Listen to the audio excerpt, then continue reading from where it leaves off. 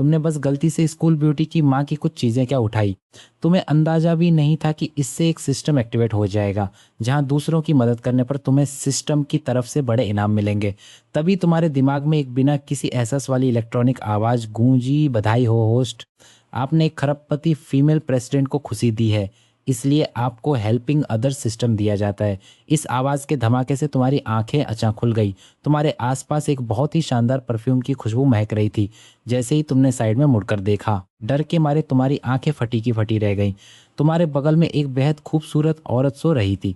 उसका चेहरा एकदम परफेक्ट था और उसकी घनी भूरी जुल्फें उसकी गोरी गर्दन और सीने पर बिखरी हुई थी। उसके गले में एक अंडे के साइज का लाल नीलम चमक रहा था, जिसकी चमक तुम्हारी आंखों को चौंधिया रही थी। क्या ये कोई सपना है? मैंने सच में शंघाई की सबसे बड़ी सुंदरी के साथ रात बिताई है। तभी कल रात की यादें एक एक करके तुम्हारे दिमाग में आने लगी। तुम अपनी यूनिवर्सिटी की फीस भरने के लिए अपने गांव से यहाँ शहर आए थे और एक केटीवी में वेटर का काम कर रहे थे। कल रात की तुम्हारी गेस्ट कोई और नहीं बल्कि शेन ग्रुप की प्रेसिडेंट शेन ईरेन थी। वो खरबों की मालकिन है और इस देश की सबसे अमीर महिला मानी जाती है। वो शंघाई के 4 सबसे बड़े खानदानों में से सबसे ऊपर हैं, जिन्हें लोग आज के जमाने की रानी कहते हैं। हालांकि उनकी उम्र 42 साल है और वो तलाकशुदा हैं, जिनका एक बच्चा भी है। लेकिन उनका चेहरा और फिट बॉडी देखकर कोई भी कह देगा कि वो अभी सिर्फ 30 साल की हैं। कल रात अपनी सहेलियों के साथ पार्टी करते हुए उन्होंने बहुत ज़्यादा शराब पी ली थी और तुम्हें ज़बरदस्ती अपने साथ ड्रिंक करने के लिए रोक लिया था। उसके बाद जो कुछ भी हुआ वो लफ्ज़ों में बयान नहीं किया जा सकता। तेरी तो मैं अभी सिर्फ 18 साल का हूँ और यह मेरी पहली बार थी जो मैंने खुद से 24 साल बड़ी एक आंटी के नाम कर दी। यह तो मेरी माँ की उम्र की हैं। रुको, क्या वो सिस्टम की आवाज़ कोई वहम थी? जैसे ही तुमने इसके बारे में सोचा, तुम्हारे सामने तुरंत एक वर्चुअल स्क्रीन आ गई। सिस्टम का होम पेज 4 हिस्सों में बंटा हुआ था और उसमें एक लकी ड्रा वाला सेक्शन भी था। Points lucky draw area, 1000 points वाला सेक्शन, 10,000 पॉइंट्स वाला सेक्शन। नीचे बाईं तरफ पॉइंट्स का बैलेंस है और दाईं तरफ सिस्टम स्पेस। तेरी तो सच में सिस्टम मिल गया। दूसरों की मदद करो सिस्टम।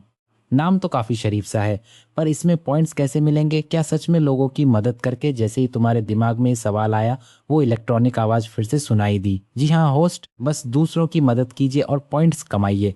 कल रात आपने एक महिला को शारीरिक और मानसिक सुकून पहुंचाने में मदद की, जिसके लिए आपको 10 पॉइंट्स दिए गए हैं। साथ सोना भी अब समाज सेवा में आने लगा क्या? चलो ये भी सही है, 10 पॉइंट्स में एक छोटा सा इनाम तो निकल ही सकता है। तो तुमने बिना देर किए मन ही मन कहा, ड्रॉ, बधाई हो होस्ट। आपको रिवॉर्ड के तौर पर स्ट्रेंथ एट्रीब्यूट पॉइंट्स प्लस 18 और स्टेमिना पॉइंट्स मिले हैं। इससे पहले कि तुम कुछ समझ पाते, एक गर्म लहर तुम्हारे पूरे शरीर में फैल गई। तुम्हें महसूस हुआ कि तुम अचानक बहुत ज्यादा ताकतवर हो गए हो। क्या ये वही लेजेंडरी एक रात में 7 बार वाली ताकत है? सिस्टम की आवाज फिर गूंजी। एक नॉर्मल इंसान का फिजिकल स्टेमिना 70 से 80 के बीच होता है। आपका अभी 98 है और इसकी कोई लिमिट नहीं है, समझ गया। तुमने एक्साइटमेंट में अपनी मुट्ठी भींची और उस जबरदस्त ताकत को महसूस किया। लेकिन तुम्हारी इस हलचल से बगल में सो रही वो हसीना जाग गई। शेन ईरन की पलकें धीरे से कांपी और उसने आंखें खोली। उसकी आंखों में एक अलग ही लेवल का एटीट्यूड और ठंडापन था, जैसे वो पूरी दुनिया को अपने से नीचा समझती हो। पर अगले ही पल उसकी आंखें डर के मारे फैल गईं।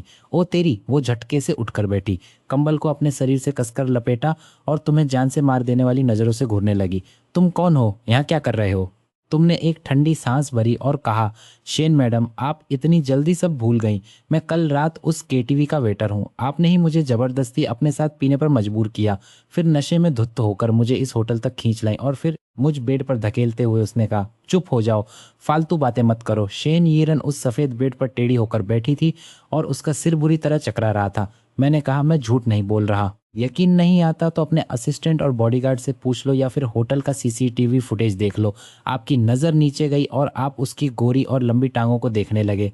सुबह की रोशनी में उसके हीरो से सजे पैर चमक रहे थे। शेन यीरन को गुस्सा आ गया और उसने आपको एक तेज लात मारी। क्या देख रहे हो? अब जाकर उसकी धुंधली यादें धीरे धीरे वापस आ रही थी। कल रात उसने एक हैंडसम वेटर को देखा था जिसकी आवाज़ बहुत अच्छी थी। नशे में उसने उसे अपने पास रुकने को कहा था और फिर है भगवान, नशे में उसने अपनी हदें पार कर दी थी। शेन यीरन ने जैसे ही नीचे देखा, वो झटके से एक तरफ हट गई। उस सफ़ेद चादर पर लाल गुलाब की तरह खून का एक दाग साफ दिख रहा था। ये देखकर आप भी हैरान रह गए। आखिर ये क्या चक्कर है? वो 40 साल से ऊपर की है और उसकी एक बेटी भी है, तो ये कैसे मुमकिन है? क्या होटल की सफाई ठीक से नहीं हुई थी? पर ये तो शेन ग्रुप का अपना खुद का 6 स्टार होटल है। शेन ईरन ने तुरंत उस लाल दाग को हाथ से छिपा लिया। हजारों करोड़ की कंपनी की प्रेसिडेंट होने के नाते वो हमेशा शांत रहती थी, पर इस वक्त उसकी आंखों में घबराहट साफ झलक रही थी। असल में ये वाकई उसकी लाइफ का पहला मौका था। सालों पहले अपने बीमार पिता की आखिरी इच्छा पूरी करने के लिए उसने गो परिवार के लड़के से शादी की थी, पर वो अपने पति के साथ संबंध नहीं बनाना चाहती थी। इसलिए उसने टेस्ट ट्यूब बेबी के जरिए बेटी को जन्म दिया। पिता की मौत के बाद उसने तुरंत तलाक ले लिया और उस नाम मात्र की शादी को खत्म कर दिया। ये राज आज तक कोई नहीं जानता। उसकी घबराहट और रिएक्शन देखकर आप समझ गए कि ये सब आपकी ही वजह से हुआ है। उसने गुस्से में आपकी तरफ देखते हुए कहा, ये तुम्हारी वजह से हुआ है, इसका तुमसे क्या लेना देना? शेन ईरन गुस्से से आगबूला हो रही थी।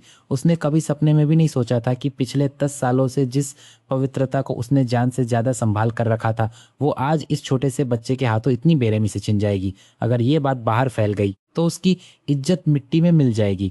वो अपनी घबराहट को छुपाते हुए ठंडे लहजे में पूछती है, क्या तुम मुझे जानते हो? तुम बड़े आराम से सिर हिलाते हुए कहते हो, बिल्कुल। लोंगो की सबसे अमीर औरत और शेन ग्रुप की प्रेसिडेंट को भला कौन नहीं जानता। अब इरेन को समझ आ गया था कि इस लड़के का मुंह बंद करना ही पड़ेगा। वो बिना कोई इमोशन दिखाए हुक्म देती है, अपना बैंक अकाउंट नंबर दो मुझे। तुम हैरान होकर पूछते हो किस लिए? वो चिढ़कर कहती है, जो कहा है वो करो। तुम समझ जाते हो कि वो तुम्हें पैसे देकर चुप कराना चाहती है। तुम सोचते हो चलो बढ़िया है, वैसे भी पॉकेट मनी का जुगाड़ नहीं हो पा रहा था, फ्री के पैसे कौन छोड़ेगा।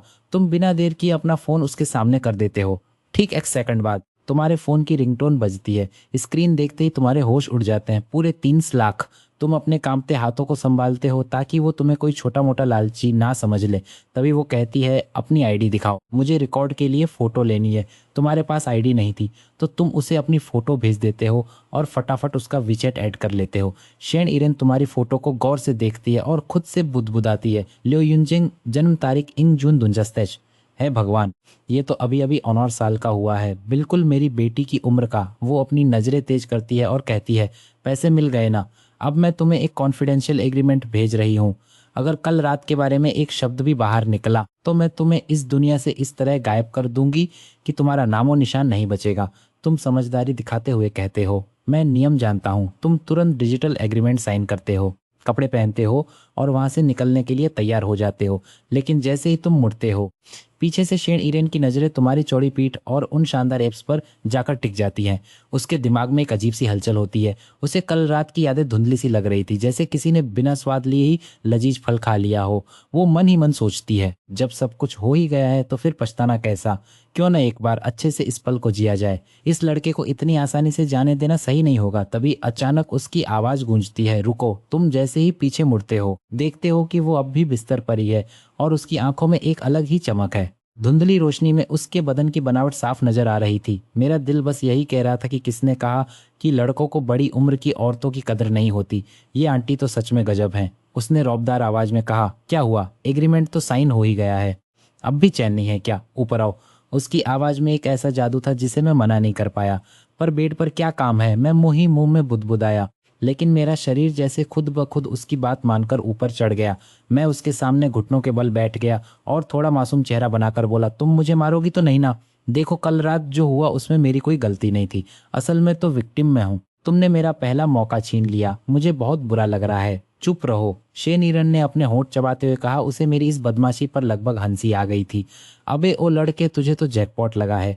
पूरे शंघाई के मर्द जिस नंबर 1 ब्यूटी के सपने देखते हैं, तो उसके साथ सोकर अब नखरे दिखा रहा है। तुम तो मेरी माँ की उम्र की हो। मैंने धीरे से फुसफुसाया। क्या बोला? जरा जोर से बोल, उसने तुरंत टोका। मैंने फौरन बात पलटते हुए कहा, अरे कुछ नहीं कुछ नहीं। उसने सीधे मुद्दे पर आते हुए कहा, मुझे किस करो। क्या? मैं हकपका गया। उसने अपनी भौहें सिकोड़ते हुए कहा, या तो वो 30 लाख वापस करो या फिर जो मैं कहूँ वो चुपचाप करो। मैंने मन ही मन सोचा, लगता है इसे चस्का लग गया है। पर मैं भी अभी जवान हूँ और ऊपर से मेरी फिजिकल पावर्स भी अभी अभी अपग्रेड हुई थी। शरीर में इतनी ताकत भरी थी कि समझ नहीं आ रहा था कहाँ निकालूं।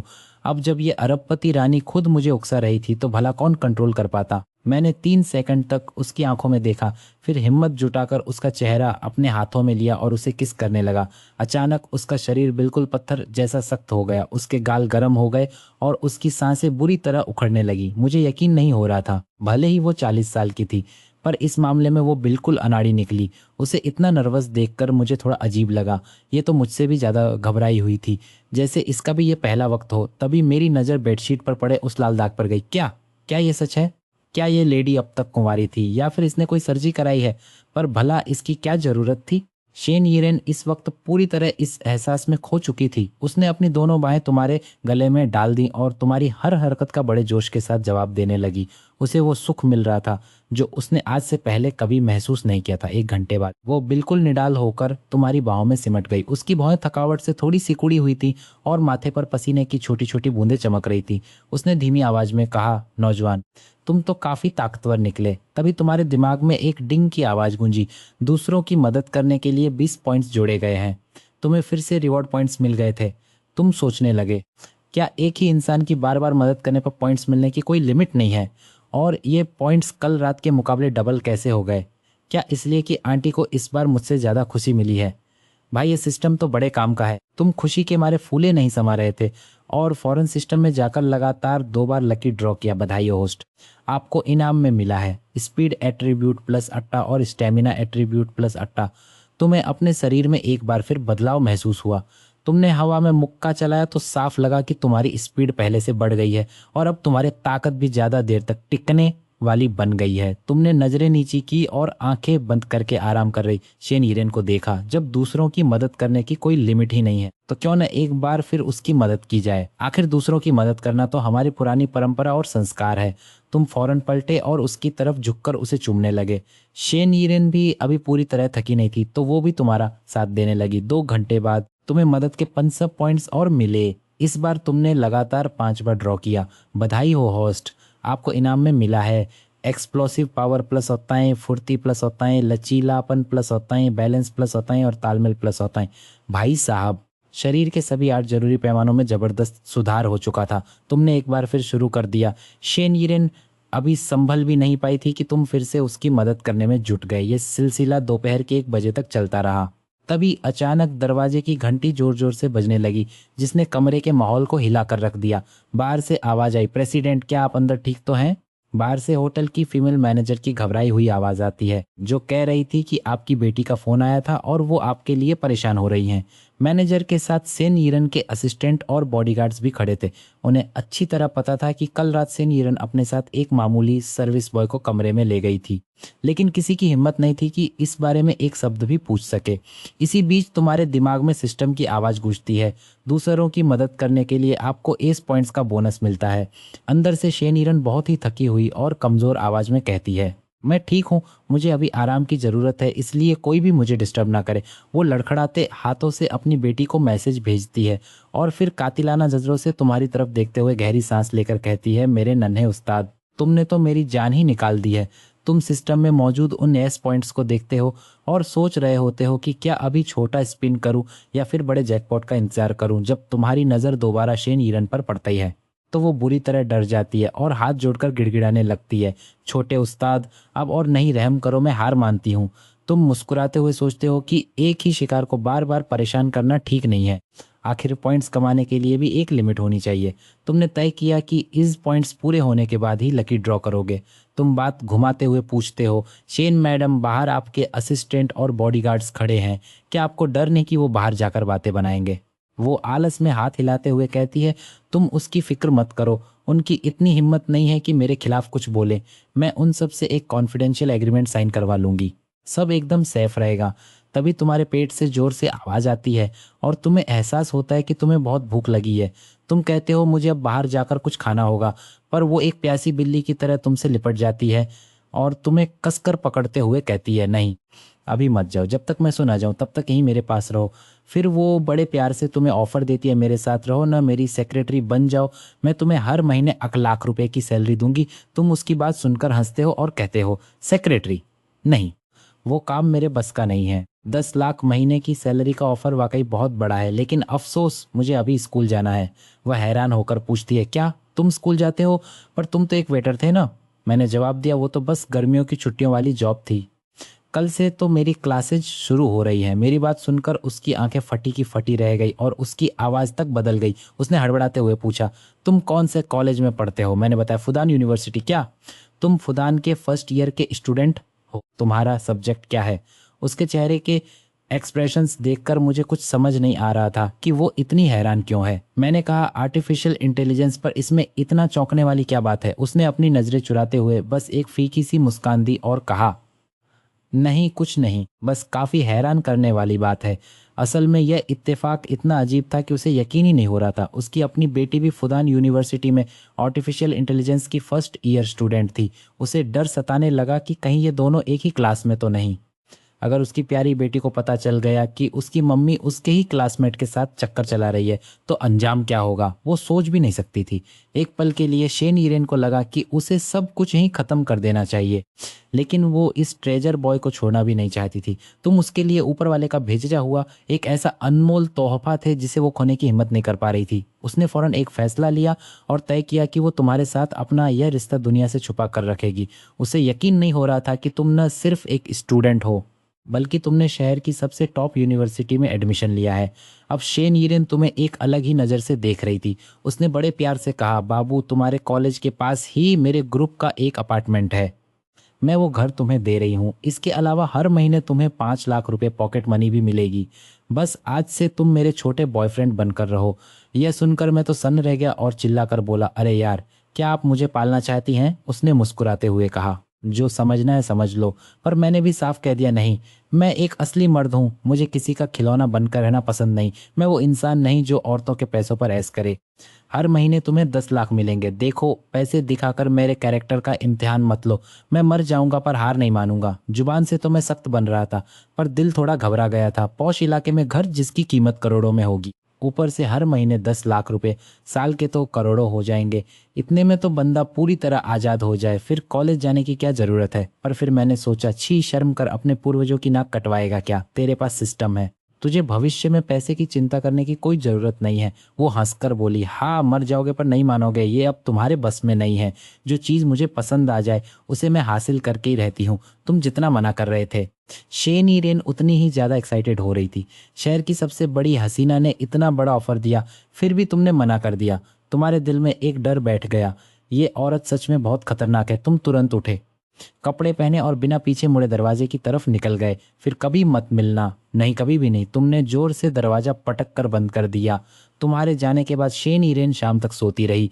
जब वो थके हुए शरीर के साथ बिस्तर से उठी तो उसके पैर लड़खड़ा गए और वो गिरते गिरते बची। उस छोटे से लड़के ने तो मेरी आधी जान ही निकाल दी, उसने दीवार का सहारा लेते हुए कहा। पर उसके चेहरे पर एक दर्द भरी और सुकून वाली मुस्कान थी।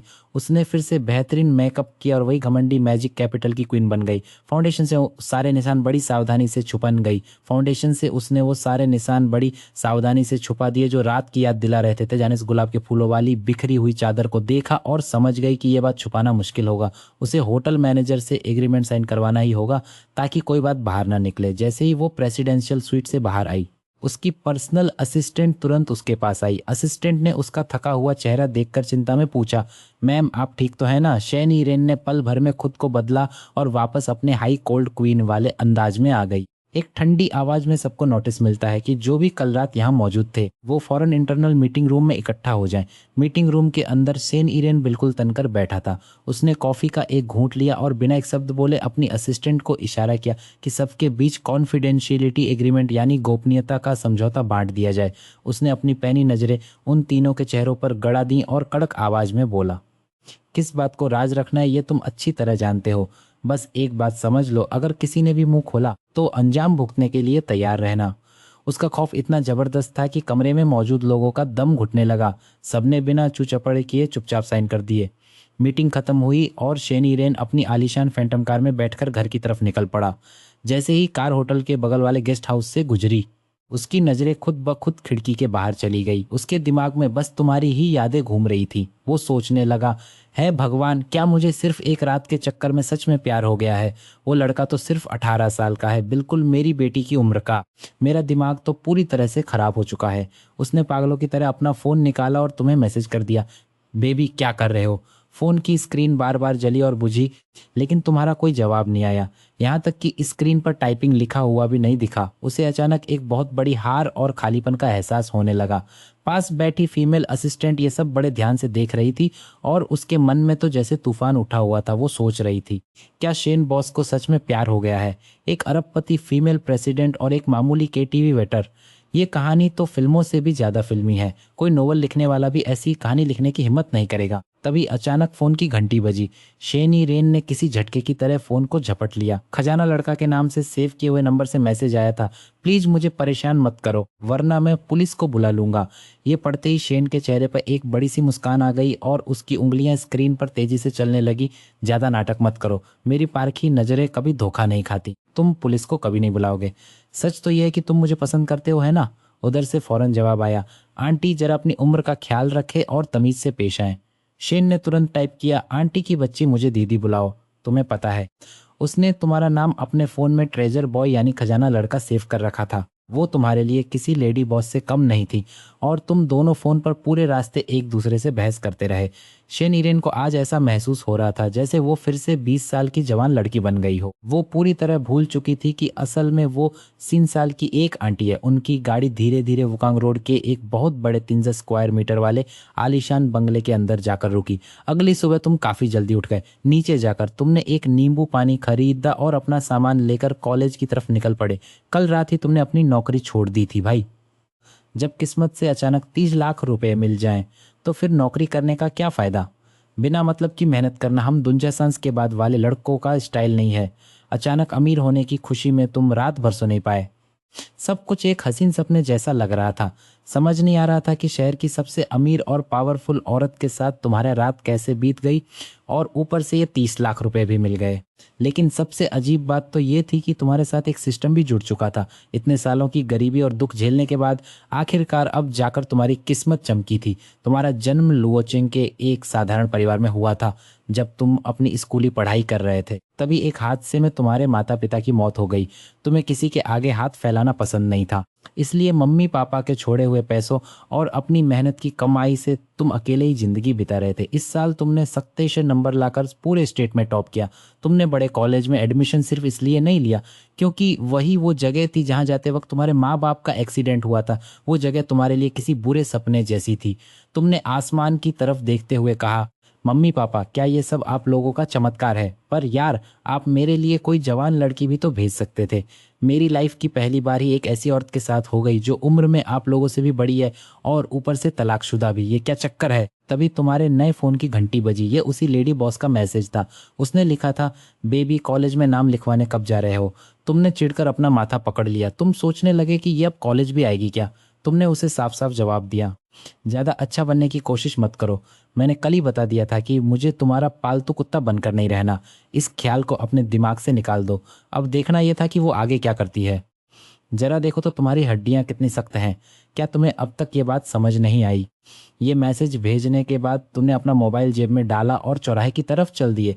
वहां तुमने देखा कि एक बूढ़ी दादी अपनी लाठी के सहारे कांपते हुए धीरे धीरे आगे बढ़ रही हैं। तुम्हें लगा कि मौका मिल गया है। कल तुमने एस पॉइंट्स जमा किए थे और बड़ा जैकपॉट इनाम निकालने के लिए बस 21 पॉइंट्स और चाहिए थे। तुमने तुरंत दिमाग चलाया, बाएं हाथ से अपना सूटकेस पकड़ा और दाएं हाथ से दादी का हाथ थाम लिया। तुम बोले, दादी माँ लाइए मैं आपकी मदद कर देता हूँ। दादी ने प्यार से मुस्कुराते हुए हाथ हिलाया और कहा, कोई बात नहीं बेटा, कोई बात नहीं, मेरा शरीर अभी भी काफी जेगुन है। जेगुन? तुम्हारे चेहरे पर सवालिया निशान था। असल में उसका मतलब था कि वो अभी भी काफी तंदुरुस्त और फिट हैं। वो देखने में वाकई काफी फुर्तीली लग रही थी। लेकिन तुमने उनका हाथ नहीं छोड़ा और कहा, कोई बात नहीं दादी, इस चौराहे पर कोई ट्रैफिक लाइट नहीं है, आप बस अपनी सुरक्षा का ध्यान रखिए। दादी तुम्हारा मन नहीं तोड़ पाई और तुम्हारे सहारे चलते हुए शुक्रिया कहने लगी। उन्होंने पूछा, बेटा कहाँ के रहने वाले हो? यहाँ मोदू शहर में घूमने आए हो या पढ़ाई करने? तुमने जवाब दिया, मैं मध्य प्रांत से हूँ और यहाँ पढ़ाई करने आया हूँ। ओह मध्य प्रांत से हो? ये सुनते ही दादी के बात करने का अंदाज थोड़ा ठंडा पड़ गया। तभी सिस्टम की आवाज आई, डिंग, दूसरों की मदद करने के लिए +3 पॉइंट्स, सिर्फ 3 पॉइंट्स। तुम मन ही मन बड़बड़ाने लगे। उस शेन ईरेन जैसी औरत के साथ रहने पर शुरुआत में ही एस पॉइंट्स मिले थे जो बाद में एस तक पहुंच गए थे। एक बूढ़ी दादी को सड़क पार कराने का पुण्य एक जवान शादीशुदा औरत के साथ सोने से भी कम है। इस सिस्टम को पक्का कोई बड़ी बीमारी है। तुमने सोचा नहीं, एक बार फिर कोशिश करनी होगी। मुझे हर टारगेट की वैल्यू को आखिरी हद तक निचोड़ना होगा। तुमने फिर से पूछा, दादी माँ आपको और कहाँ जाना है? मैं आपको वहां छोड़ आता हूँ। लेकिन दादी ने झटके से अपना हाथ छुड़ा लिया और उनके चेहरे पर साफ साफ नफरत दिख रही थी। अरे यार, मैं इतना हैंडसम हूँ और फिर भी तुम मुझे भाव नहीं दे रही। ये तो सरासर भेदभाव है। तुम्हें जोरों का गुस्सा आ गया। भाड़ में जाए सब। अब मैं तुम्हें वापस वहीं छोड़ कर आऊंगा जहां से लाया था। तुमने बिना कुछ सोचे समझे दादी को फिर से पकड़ा और वापस मुड़कर उसी रास्ते पर चल दिए। दादी तुम्हारी इस हरकत से एकदम हक्का बक्का रह गईं और चिल्लाने लगी, अरे अरे, ये क्या कर रहे हो? वहां सड़क पर जो गाड़ियां अभी चलना शुरू हुई थी वो सब तुम्हें देखकर हैरान रह गई। सारे ड्राइवर बड़ी अजीब नजरों से तुम दोनों को देख रहे थे। उन्हें लगा कि अभी तो ये लड़का यहाँ से गुजरा था, फिर वापस कैसे आ गया? तुम अपनी रफ्तार बढ़ाते हो और उस बूढ़ी दादी को घसीटते हुए वापस उसी जगह ले आते हो जहां से शुरू किया था। तुमने थोड़ा इंतजार किया और देखा कि शुक्र है सिस्टम ने वो 3 पॉइंट्स वापस नहीं लिए। इसका मतलब ये तरकीब काम कर रही है। सिस्टम भी कितना दरिया दिल है। तुमने मन ही मन उसकी तारीफ की। फिर तुम्हारे दिमाग में एक खुराफाती आइडिया आया, क्यों ना दादी को एक बार फिर रास्ता पार करा दिया जाए। आखिर उन्होंने तुम्हें ताना मारा था तो अब उनके नाम पर सिस्टम से पॉइंट्स बटोरना तो बनता है। बेचारी बुढ़िया की तो सांस फूल रही थी पर तुम्हें उसकी परवाह नहीं थी। जैसे ही ट्रैफिक रुका तुमने फिर से उन्हें पकड़ा और जेब्रा क्रॉसिंग की तरफ दौड़ लगा दी। और इस बार तो रफ्तार पिछली बार से भी ज्यादा तेज थी। तभी सिस्टम की आवाज आई, नेकी के काम के लिए 2 पॉइंट्स दिए जाते हैं। अरे, इस बार सिर्फ 2 पॉइंट्स? क्या दादी खुश नहीं है? तुम्हारी इतनी मदद के बाद भी उनके मन में कड़वाहट थी। दादी अपनी लाठी के सहारे खड़ी होकर हाँफते हुए बुदबुदाने लगी, क्या इस लड़के का दिमाग खराब हो गया है? तुम्हें गुस्सा आ गया? अच्छा, मुझे गाली दे रही हो? रुको, तुम्हें फिर से वापस ले चलता हूँ। तुम उन्हें घसीटकर एक बार फिर सड़क के उसी पार ले आए। दादी तो अब पूरी तरह सुध बुध खो चुकी थी। आसपास खड़े लोग तुम्हें पागलों की तरह देख रहे थे। उन्हें लगा कि ये शायद किसी नए तरह का स्कैम है जहां पोता और दादी मिलकर सड़क पर नाटक कर रहे हैं। 1 मिनट बाद तुम दादी को लेकर फिर से सड़क पार करने लगे। इस बार तो ड्राइवर इतने चौंने हो गए कि कुछ ने तो अपनी गाड़ियां ही पीछे की तरफ मोड़ ली। सिस्टम से आवाज आई, मदद के लिए 1 पॉइंट मिला। दादी अब हार मानकर वहीं फुटपाथ के किनारे बैठ गई और जोर जोर से सांसें लेने लगी। पॉइंट्स लगातार कम हो रहे थे तो तुमने सोचा कि अब बस करते हैं, वरना अगर बुढ़िया यहीं ढेर हो गई तो फालतू की मुसीबत गले पड़ जाएगी। वक्त रहते निकल लेना ही समझदारी है। तुम मुस्कुराकर बोले, दादी बाय बाय, शुक्रिया कहने की कोई जरूरत नहीं है, और अपना सूटकेस उठाकर टशन में मेट्रो स्टेशन की तरफ चल दिए। पीछे से दादी ने तुम्हें घूरते हुए जमीन पर थूका और जी भरकर कोसा। खैर, कॉलेज खुलने का वक्त है और मेट्रो में जबरदस्त भीड़ मची है। मेट्रो के अंदर का हाल बिल्कुल किसी सार्डिन मछली के डिब्बे जैसा था। मैं पूरे रास्ते इस ताक में था कि कोई दादा दादी या बुजुर्ग मिल जाए जिसकी मदद करके मैं थोड़े सिस्टम पॉइंट्स कमा सकूं। लेकिन अफसोस, पूरे रास्ते खड़े रहने के बाद भी मुझे एक भी मौका नहीं मिला। जैसे ही मैं मेट्रो से नीचे उतरा मेरी नज़र सीधे एग्जिट गेट पर लेटे एक भिखारी पर पड़ी। लो जी, मौका फिर से आ गया। जब भी मुझे मदद की ज़रूरत वाला कोई इंसान दिखता है तो मेरी आंखों में अलग ही चमक आ जाती है। पर दिक्कत ये थी कि मेरे पास कैश नहीं था, तो अब क्या करूं। लेकिन जैसे ही मैं उसके पास गया, भाई साहब, ये देखकर तो मेरे होश ही उड़ गए। वहाँ पैसे रखने वाले उस स्टील के कटोरे के पास न सिर्फ ऑनलाइन पेमेंट के क्यूआर कोड रखे थे, बल्कि बगल में एक पीओएस मशीन भी रखी थी। मानना पड़ेगा भाई, ये इंटरनेशनल शहर है। यहाँ के भिखारी भी टेक्नोलॉजी के मामले में दुनिया के साथ कदम से कदम मिलाकर चल रहे हैं। मैंने उस भिखारी को ध्यान से देखा। हाथ पैर सब सही सलामत थे और उम्र भी ज़्यादा नहीं थी। क्या ये कोई प्रोफेशनल भिखारी है? उसके कटोरे में बिखरे हुए 100 के नोट और सिक्के देखकर तो ऐसा लग रहा था कि इसने कल की मेरी पार्ट टाइम जॉब की कमाई से भी ज़्यादा माल छाप लिया है। मैंने मन ही मन कहा, भाई तुम्हारा प्रोफेशनल एटीट्यूड तो बड़ा खराब है। कस्टमर सामने खड़ा है और तुम एक हेलो तक नहीं बोल रहे। चलो खैर, सो रहा है तो सोने दो। अब मेरा दिल ही इतना बड़ा है कि मैं किसी की मदद किए बिना रह नहीं सकता। पैसे ट्रांसफर करना तो छोड़ो, मैंने सोचा चलो इसे कोई कोल्ड ड्रिंक ही पिला देता हूँ। मैंने अपने सूटकेस की साइड पॉकेट से अपनी आधी पी हुई नींबू पानी की बोतल निकाली और बड़े प्यार से उसे क्यूआर कोड के बगल में रख दिया। तभी सिस्टम की आवाज आई, टिंग। आसपास के लोग मुझे देखकर बड़बड़ाने लगे कि ये पागल बच्चा क्या कर रहा है, इन भिखारियों को कुछ देना बेकार है, ये सब फ्रॉड होते हैं। मुझे भी थोड़ा बुरा लगा कि यार मैंने इसे अपना आधा नींबू पानी दे दिया और इसने थैंक यू तक नहीं बोला। कितना बदतमीज है। अभी मुझे एक पॉइंट की और ज़रूरत थी तो मैं नीचे झुका, वही नींबू पानी की बोतल वापस उठाई और गट गट करके 2 घूंट खुद ही पी लिए। जैसे ही मैंने बोतल उठाई, जमीन पर लेटे उस भिखारी ने आलस के साथ अपनी एक आंख खोली। एक जमाई लेते हुए मैंने सोचा कि शायद तुम पैसे दोगे, लेकिन अगले ही पल देखा कि तुमने वो बची कुची नींबू पानी की बोतल वापस वहीं रख दी। अबे ओ किसे नीचा दिखा रहे हो, कौन साला तुम्हारा बचा हुआ नींबू पानी पिएगा।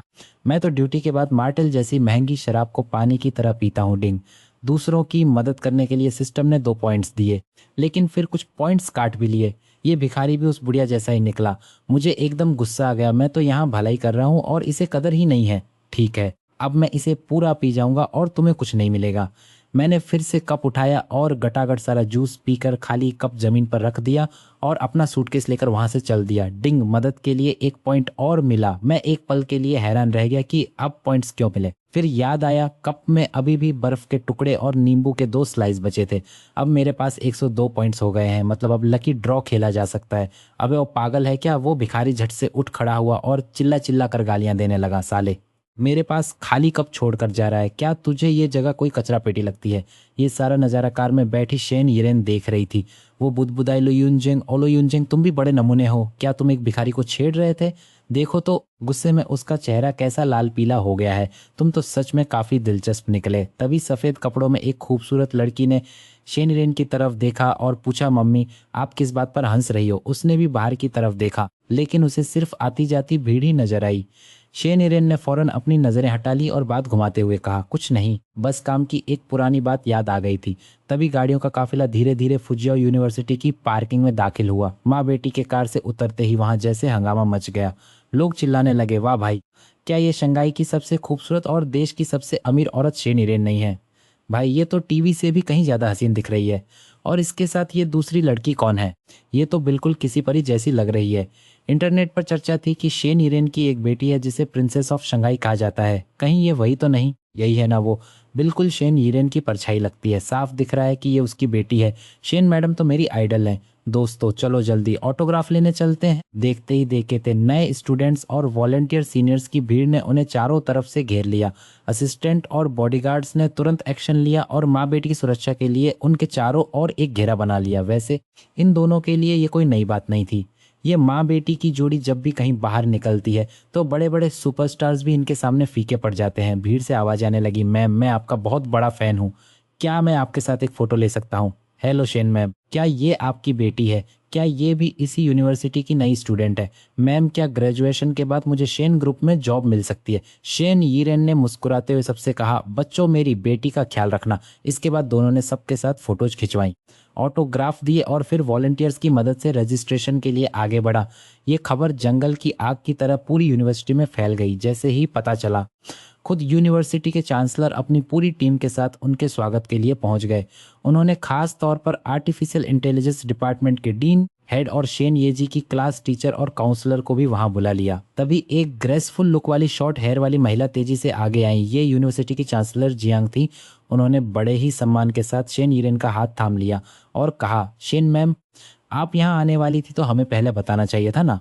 अगर पता होता तो मैं खुद गेट पर आकर आपका स्वागत करती। शेन यिरेन ने बड़ी शालीनता से मुस्कुराते हुए जवाब दिया, चांसलर जियांग आप तो बहुत फॉर्मल हो रही हैं। मैं तो बस अपनी बच्ची का एडमिशन कराने आई थी। इसके लिए आपको परेशान करने की कोई ज़रूरत नहीं थी। ये मेरी बेटी शेन येजी है। अब आगे से आपको ही इसका ध्यान रखना है। चांसलर जियांग ने बड़े प्यार और गर्व के साथ येजी की तरफ देखा और कहा, अरे आप ये क्या कह रही हैं? येजी जैसी काबिल स्टूडेंट तो हमारे डोंगहाई शहर के पूरे इतिहास की सबसे होनहार स्टूडेंट है। 660 में से 650 का स्कोर, ये सबसे टॉप लेवल का रिजल्ट था। प्रिंसिपल ने मुस्कुराते हुए कहा, सिर्फ घर के पास होने की वजह से आपने हमारे कॉलेज को चुना, ये हमारे लिए बहुत बड़े सम्मान की बात है। घर से कॉलेज सिर्फ 2 किलोमीटर की दूरी पर है।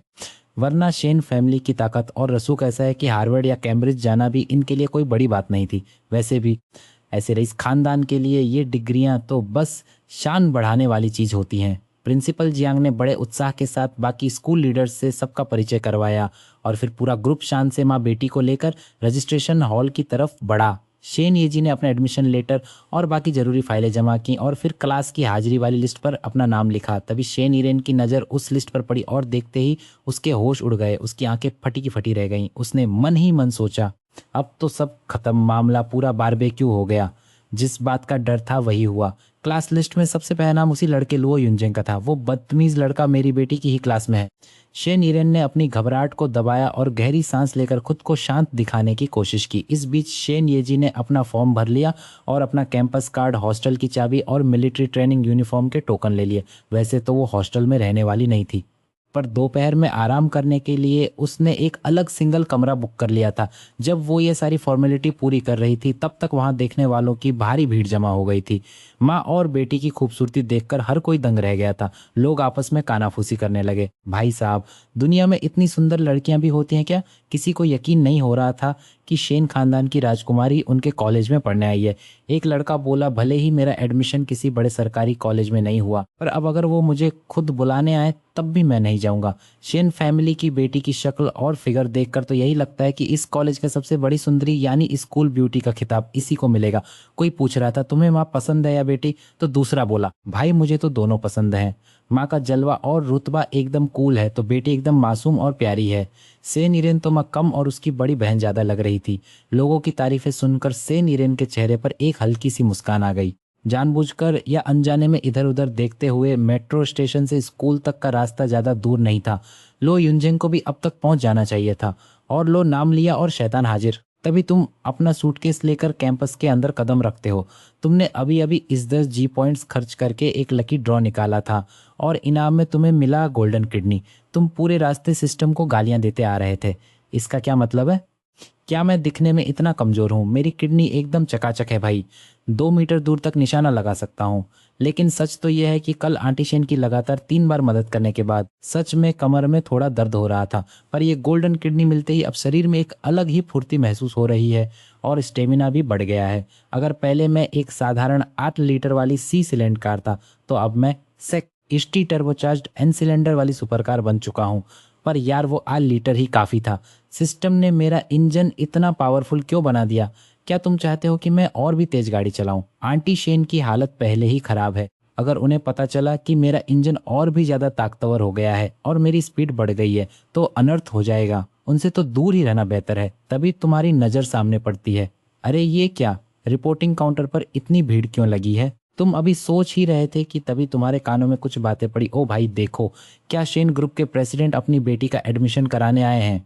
वो तो नंबर 1 ब्यूटी है, जल्दी चलो देखने। ये सुनकर तुम वहीं जम गए। शेन ईरेन अपनी बेटी का एडमिशन कराने आया है। उसकी बेटी भी इसी साल कॉलेज शुरू कर रही है और वो भी तुम्हारे ही स्कूल में। तुम्हारा दिल धक से रह गया। तुम तुरंत अपना सूटकेस खींचते हुए भीड़ की तरफ भागे। वहां तो लोगों की इतनी भारी भीड़ थी कि अंदर घुसने का कोई चांस ही नहीं था। तुम मजबूरन एक फूलों की क्यारी पर चढ़ गए और वहां से अंदर झांकने लगे। दूरी थोड़ी ज्यादा थी, इसलिए तुमने अपने बैग से चश्मा निकाला और पहन लिया। सामने आर्टिफिशियल इंटेलिजेंस डिपार्टमेंट का काउंटर था। शेन ईरेन की बेटी मेरे ही डिपार्टमेंट में है। एक टॉप लेवल की अमीर खानदान की लड़की ये मुश्किल कोर्स कर रही है। अरे भाई, क्या ये फाइनेंस मैनेजमेंट की क्लास नहीं होनी चाहिए थी? अगले ही पल भीड़ के बीच तुम्हारी नजरें सीधे शेन ईरेन से जाकर टकराती हैं। अरे बाप रे, अब तुम्हें सब कुछ समझ आ गया। तभी मैं सोचूं कि कल उसने तुमसे ये पूछा था कि तुम्हारी रिपोर्टिंग कब है, और जब उसे पता चला कि तुम इस यूनिवर्सिटी के नए स्टूडेंट हो तो उसका रिएक्शन इतना अजीब क्यों था?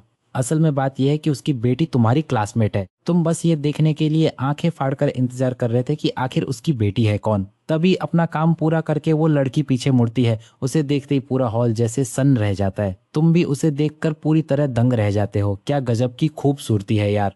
एकदम परफेक्ट व्हाइट मूनलाइट वाला चेहरा और सफेद रंग की खूबसूरत ड्रेस में वो किसी अप्सरा से कम नहीं लग रही थी। यही है वो मशहूर शंघाई की राजकुमारी जो इतनी सुंदर है कि किसी की भी सांसें रुक जाएं। जब तुम उसकी खूबसूरती देखकर खोए हुए थे तभी तुम्हारी जेब में फोन बजता है। तुमने फोन निकाल कर देखा तो वो उस फीमेल डेविल का मैसेज था। उसने लिखा था, दूसरों की तरह चश्मा पहनकर बड़े शरीफ बन रहे हो, तुम तो असली वाले धोखेबाज हो। अभी तुम परेशान ही थे कि उसका एक और मैसेज आया जिसमें उसने वार्निंग देते हुए लिखा था, याद रखना कि तुम सिर्फ मेरे हो। अगर तुमने मेरी बेटी पर डोरे डालने की कोशिश की तो तुम्हें सीधा उठाकर हुआंगपू नदी में फेंक दूंगी। ये पढ़कर तुमने मन ही मन एक ठंडी हंसी हंसी और सोचा, मुझे न तुम्हारी बेटी में कोई इंटरेस्ट है और न ही तुम में, तो बेहतर होगा कि मुझे परेशान करना बंद करो। लेकिन वो कहाँ मानने वाली थी। वो और भी अकड़ दिखाते हुए बोली, मेरे चंगुल से भागने का सोचना भी मत। शेन ईरेन अपनी बेटी के सामने चलते हुए तुम्हें मैसेज कर रही थी। ये सब देखना बहुत ही थ्रिलिंग लग रहा था। तुमने जैसे तैसे अपने दिल की धड़कनों को काबू किया, सारा प्रोसेस पूरा किया और अपना सामान घसीटते हुए हॉस्टल के कमरे में पहुंच गए। जैसे ही तुमने दरवाज़ा खोला, देखा कि वहाँ दो रूममेट्स पहले से ही अपना बिस्तर लगा रहे थे, जिनमें से एक के बाल काफ़ी छोटे थे। नया क्लासमेट आ गया। मेरा नाम झांगची है। उसने बड़े उत्साह के साथ मेरा स्वागत किया। मैंने भी फौरन जवाब दिया, लो युनजिंग, मैं झोंगयुआन का रहने वाला हूँ। ये सुनते ही झांगची ने फौरन काले फ्रेम वाले चश्मे पहचे एक दूसरे लड़के की तरफ इशारा किया और बताया कि इसका नाम चेनमो है और ये शानक्सीस है। ये सुनकर मुझे बड़ा मजा आया और मैंने उनकी लोकल भाषा की नकल करते हुए मजाक में कहा, भाई मेरा तो तुझे कूटने का मन कर रहा है। ये सुनते ही पूरे कमरे में हंसी के ठहाके गूंज उठे।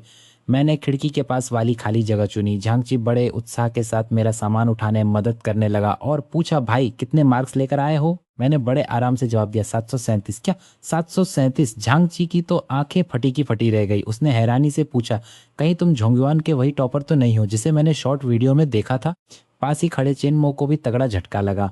मैंने बस एक मुस्कुराहट के साथ हामी भरी और कहा, भाई थोड़ा लौकी रहना ही पसंद है। झांगची ने जोश में मेरा हाथ पकड़ लिया और बोला, ओ भाई तुम तो गजब हो। इतने जबरदस्त मार्क्स के बाद भी तुम सिंगहुआ या पेकिंग यूनिवर्सिटी क्यों नहीं गए? ये सुनकर मेरी आंखों में थोड़ी उदासी आई, पर मैंने बात घुमाते हुए कहा, मुझे ये शहर पसंद है, बस थोड़ी अपनी मनमानी कर ली। वैसे तुम सही कह रहे हो, मुझे साउथ का इलाका ज़्यादा पसंद है। नॉर्थ ईस्ट की तरफ तो बहुत कड़ाके की ठंड पड़ती है। फिर मैंने उससे पूछा, तुम्हारे कितने मार्क्स थे? झांगची ने अपना सिर खुजलाते हुए थोड़े शर्मिंदा होकर कहा, मेरे 675 थे, तुमसे 60 नंबर कम। बस कट ऑफ के पास आकर एडमिशन मिल गया। मैंने उसे दिलासा देते हुए कहा, ये भी बहुत अच्छे मार्क्स हैं। फुदान और जियाओतोंग जैसी बड़ी यूनिवर्सिटी में आना ही अपने आप में काबिलियत की बात है। फिर मैंने चेनमो से पूछा, भाई तुम्हारे कितने मार्क्स थे? उसने जवाब दिया, मैंने मेन एग्जाम नहीं दिया था, मेरा सिलेक्शन तो मैथ ओलंपियाड के जरिए सीधे हुआ है। मैंने सोचा, भाई ये तो असली जीनियस निकला। तभी हॉस्टल का दरवाजा खुला और चप्पल पहने हुए एक नया लड़का अंदर आया। आते ही उसने अपनी खास टोन में पूछा, यहाँ वो कौन सा हीरो है जिसका डायरेक्ट सिलेक्शन हुआ है? झांगची ने पहले चेनमो की तरफ इशारा किया और फिर मेरी तरफ देखते हुए बोला, ये भाई तो उससे भी बड़े खिलाड़ी हैं। 737 मार्क्स के साथ झोंगवान के टॉपर। उस नए लड़के का नाम मझाई था। माँ जियाओ की आंखें चमक उठी और वो दौड़ कर आया और तुम्हारा हाथ पकड़ लिया। ले हो, मेरा नाम माँ जियाओ है और सब मुझे शाओ मगे बुलाते हैं। मैं यांगचेंग का रहने वाला हूँ, जरा ख्याल रखना मेरा। तुमने उससे हाथ मिलाया और फिर से झांगची और चेनमू का इंट्रोडक्शन करवाया। देखते ही देखते तुम चारों पक्के दोस्त बन गए।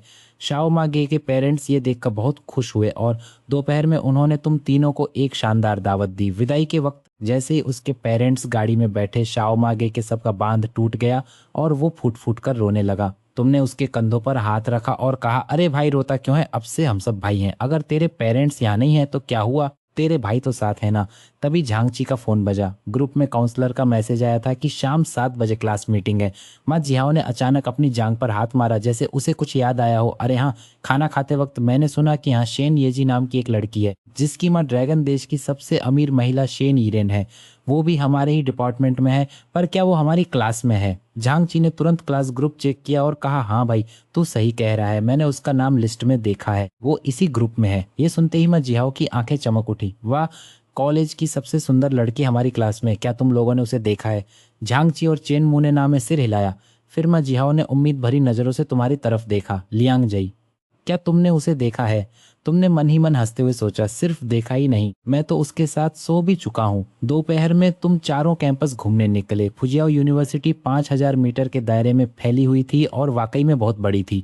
माँ जिहाओ थक कर चूर हो गया और बास्केटबॉल कोर्ट के पास एक बेंच पर लेटते हुए बोला, तेरी तो, इसने तो मेरी जान ही निकाल दी। झांगची ने भी अपने जूते उतारे और जमीन पर बैठकर हाँफने लगा। भाई तुझे थकान क्यों नहीं हो रही? उस वक्त तुम अपने फ़ोन पर उस फीमेल डेविल के लगातार आ रहे मैसेजेस देख रहे थे। तुमने मन में कहा, ये तो कुछ भी नहीं है, मैं तो एक बार में 10 किलोमीटर तक दौड़ सकता हूँ। शेन इरेन के मैसेज तुम्हारे फ़ोन की स्क्रीन पर पागलों की तरह फ्लैश हो रहे थे। उसने लिखा था, स्कूल के वेस्ट साइड वाले इंटरनेशनल अपार्टमेंट में यूनिट 8 के 50वें फ्लोर पर 600 मीटर का बड़ा सा घर है। क्या इतने में तुम्हारा काम चल जाएगा? जैसे ही तुम यहाँ रहने के हकदार हो जाओगे, मैं ये घर तुम्हारे नाम कर दूंगी। फर्नीचर और बिजली का सारा सामान मैंने पहले ही सेट कर दिया है। हमारा यह छोटा सा आशियाना बिल्कुल तैयार है, बस अपना बैग उठाओ और रहने आ जाओ। उसने आगे लिखा, इसके अलावा मैंने तुम्हारे लिए 3 नई कारें भी खरीदी हैं, एक लैम्बोर्गिनी हुराकन, एक मर्सिडीज जी वैगन और आजकल के युवाओं की सबसे पसंदीदा Xiaomi SU7। पहली 2 गाड़ियां तो पार्किंग में खड़ी भी हो चुकी हैं। देखो तुम्हारी बड़ी बहन तुम्हारा कितना ख्याल रखती है। यह सब पढ़कर तुम्हारी तो सिट्टी पिट्टी गुम हो गई। आखिर कौन सा लड़का ऐसी लग्जरी को मना कर पाएगा। तुम्हारा गला सूखने लगा और दिमाग पूरी तरह सुन्न हो गया। तुमने जोश में आकर टाइप किया, ठीक है, लेकिन तुरंत उसे डिलीट कर दिया। फिर टाइप किया, प्लीज मुझे इस तरह के लालच से मत परखो, लेकिन उसे भी मिटा दिया। आखिर में तुमने दांत पीसते हुए 4 शब्द भेजे, मरते दम तक नहीं। दूसरी तरफ वो फीमेल डेविल यानी शेन ईरेन तुम्हारी चैट विंडो को देख रही थी।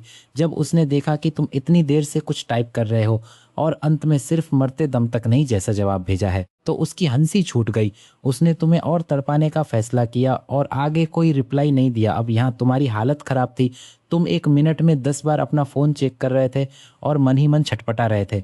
तुम सोच रहे थे, अरे अब कोई हलचल क्यों नहीं हो रही, रूम का पासवर्ड क्या है, कार की चाबियां कहाँ हैं। वो औरत फिर से तुम्हारे साथ माइंड गेम्स खेल रही थी।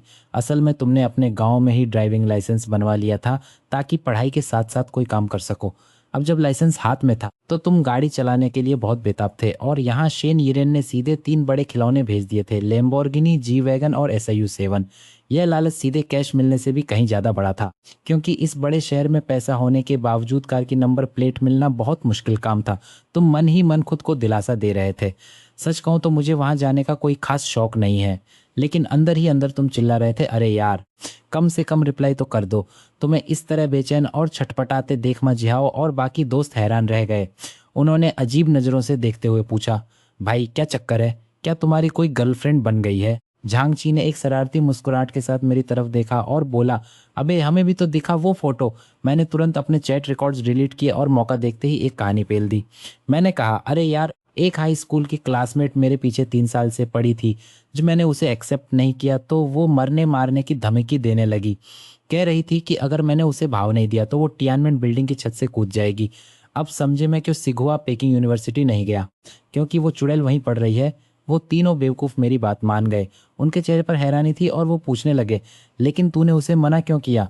मैंने अपनी आंखें घुमाते हुए कहा, भाई अगर तुम्हें लंबे बालों वाले फेंग शियाओगांग में इंटरेस्ट है तो बताओ, मैं तुम लोगों की सेटिंग करवा देता हूँ। ये सुनते ही उनके होश उड़ गए और सब के सब जोर जोर से हंसने लगे।